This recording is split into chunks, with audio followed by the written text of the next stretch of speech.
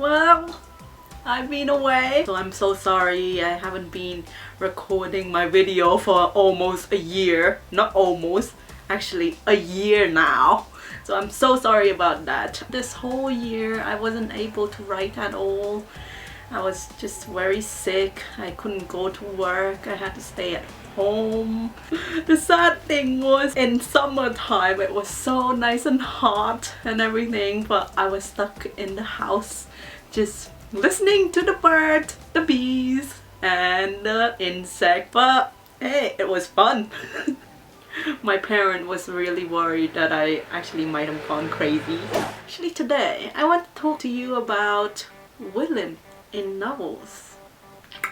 Yeah, it's just like comparing villain and different culture are really different. In the Western societies, most of the villain in novels, especially fantasy, are really just one big main villain, much more powerful than the hero and everybody else, and they always want to conquer.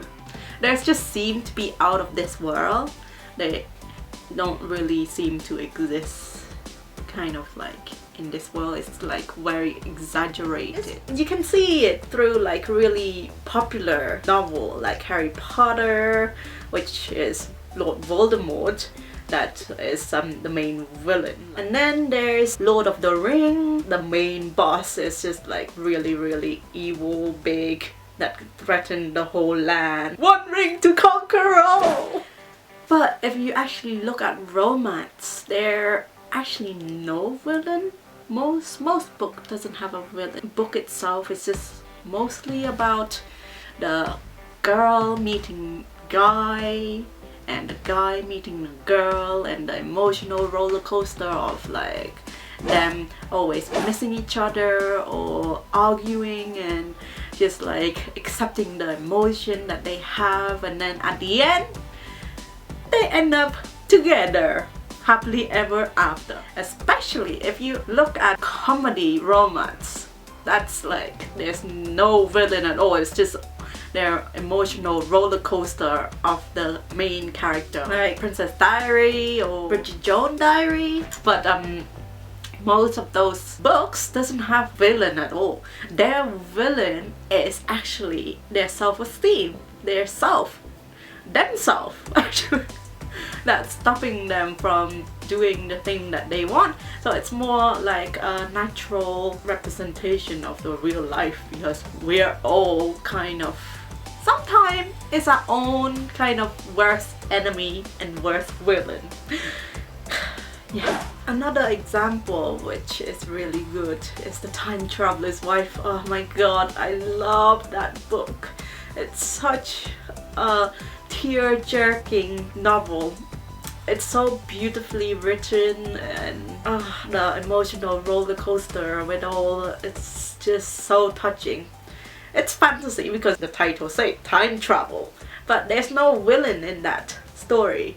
The actual villain is not even a person, so time itself is villain.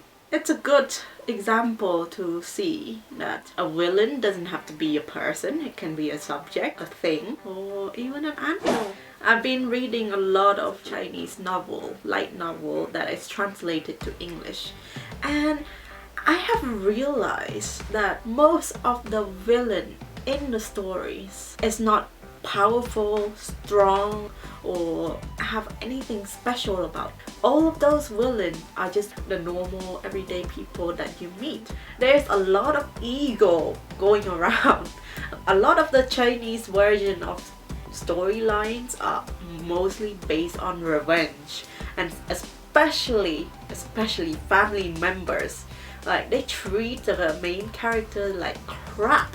Like, it's so bad, but I love it. It's like so interesting. When I read it, I'm like, wow, that's really interesting. I could use this, or I could use that. It's just something refreshing, I guess. It's very refreshing to see. But obviously, like most Chinese story, it's the same pattern, just a little bit like how Western story is, like the same pattern but told in a different way. it was really interesting to see that side of the story and the villain itself. We move on to Japanese light novel or anime or manga. I find that the people in these stories are very light and so much more peaceful. It's a little bit like the yin and yang. The villain would be the main villain, but then at the end of the story they would become the character's friend, like the main character's friend, or become like a misunderstood character, and it's more about life. If you ever seen like the card capture, okay, spoiler alert if anybody hasn't seen that, and it's just it's very old.